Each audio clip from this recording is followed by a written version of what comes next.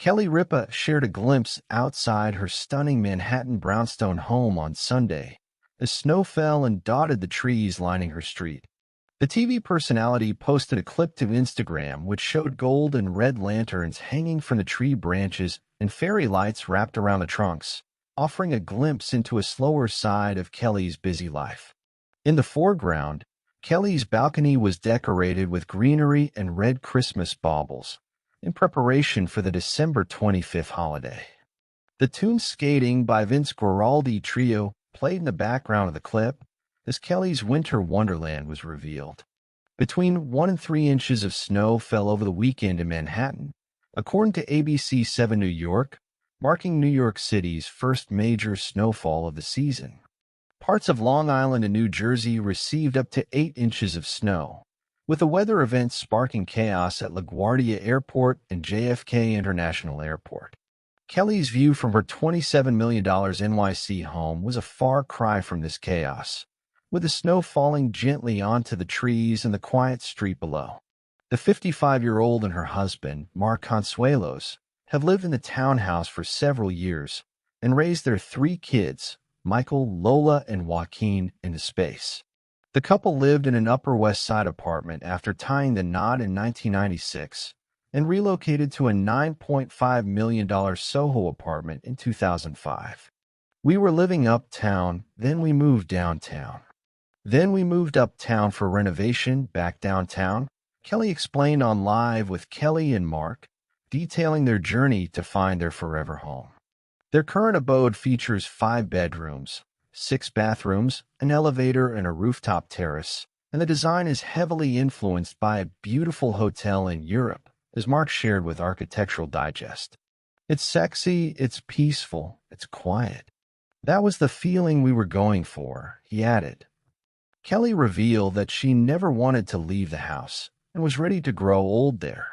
We've moved several times in our lives, but no matter where we go, for me, this is my forever home, she said. When I walked in here, I was like, this is the final place where I will live.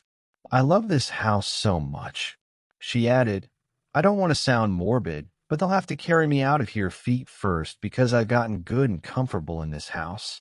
Kelly and Mark's 3 children have all flown the nest, with Michael living nearby in NYC and Lola in the UK. Joaquin moved out of home in 2021 to attend the University of Michigan and graduated in May 2025. Kelly opened up about life as an empty nester on Live following Joaquin's graduation. The first child moving out is like a bit of a shock. Each one, like the second one, is like no big deal. Third one, for 24 to 48 hours, you're going to be like, oh my gosh, what have we done now? Now it's just us. With their children grown, the townhouse offers a peaceful retreat for Kelly and Mark, and one they hope to never leave. On a slow Sunday that smelled faintly of cinnamon and old books, Kelly Ripa stood at the balcony of her palatial brownstone and watched the city soften. Snow came down like a careful persuasion, an inch here, then another, dimming the usual edges of the street until the world beyond her railings looked like watercolor. Gold and red lanterns swayed among the branches, fairy lights twined around trunks like deliberate laughter, and the balcony itself wore its garland and baubles like a favorite sweater. In the background, a piano floated through the air, skating, fragile and nostalgic, played by the Vince Guaraldi Trio, and it seemed to know the exact moment in which to pause so the snow could be heard.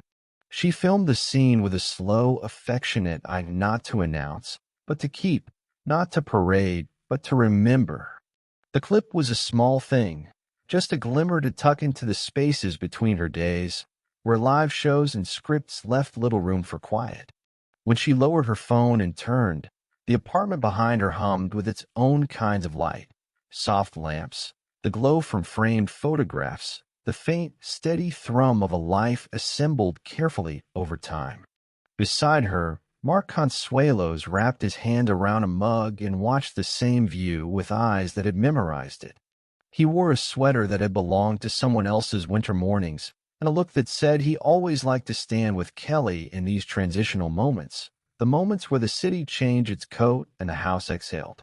He was someone who noticed the architecture of feelings the way others notice cornices and cornmeal. He could tell at once when something felt settled. This would be the sort of snow to cause a headline, he said, smiling, and Kelly rolled her eyes because she knew the truth. Headlines were for chaos. Their street was calm. The airports were not. ABC 7 called it the first major snowfall. Kelly said, half to him, half to the balcony. She was thinking of how the news anchors had talked of delays and appended travel plans. The flurry of suitcases stranded beneath the terminal lights. The image of stressed travelers was a world away from the hush that had settled over their townhouse. The bracketed phrase flared in her memory, storms that rippled outward, inconveniencing strangers, tightening and loosening lives across an expanse. On the television in the corner, a map of routes and a ticker of arrivals. The chaos at ABC 7 New York's feed showed lines at checkpoints, wrung hands, and the small, inevitable drama of airports, LaGuardia and LaGuardia Airport and JFK International Airport, that were, for a few hours, a different kind of story than theirs. Kelly watched the tiny human storms unfold and felt grateful for the hush that enveloped them here. Her view, she thought, was an argument for gentleness. The townhouse had cost $27 million, an absurd number in some conversations, a tidy calculation in others. Numbers were slippery. The real cost was not measured in dollars so much as in the quiet labor of making a place feel like an interior life. The house had 5 bedrooms and 6 bathrooms, an elevator that took them from street to sky, and a rooftop terrace where summer could be remembered as a different season altogether. It tasted, they had said in an interview with Architectural Digest, like beautiful hotel in a European city that never slept but always rested. Between services, the aesthetic was curated, not cold, but deliberately hospitable. It was the kind of place where each room had its own temperament, like the chapters of a favored book. They had come here slowly, like people who measure their moves against the pull of the tide. Kelly remembered the years.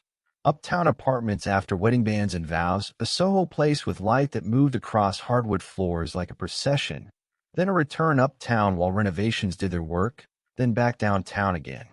We were living uptown, then we moved downtown, she had once said on air, and the telling of it had been warm with the kind of amusement that comes from having tried on many houses only to find what fits. This one, the one with the lantern-lit trees, had been the last suit they tried on. Kelly had walked through the rooms and been quiet in a way she had not expected. "This is the final place where I will live," she declared, half in a tone of humor and half in the absolute voice of someone who had found harbor. Family portraits lined hallways like small islands of time. Michael's earnest grin from a graduation. Lola's childhood stage costumes, frozen mid-curtsy. Joaquin's soccer trophies, hastily labeled. Now the frames held the evidence of what all parents come to, children who pack their things and move through doors into lives the parents have only ever glimpsed from the other side. Michael lived nearby, Lola had decided to cross the ocean to the UK, and Joaquin had moved out to attend the University of Michigan, 2 worlds away, and suddenly so grown. The house was quieter. There were late-night coffees left cold on countertops no longer in use and beds that held more room than bodies. Kelly sometimes joked that they'd have to carry her feet first when the time came. It was the kind of joke that was mostly tender. She loved the house in a way that made the prospect of leaving it feel like a betrayal to the rooms themselves. "I've gotten good and comfortable in this house," she had told viewers, laughing. Comfort felt like an old friend now. Inside, their life had a rhythm that the snow outside only emphasized. Mark tended to walk through the rooms tracing the light, watching where it slept in the afternoons, while Kelly busied herself arranging candles and placing a final bauble in some nook to surprise him later.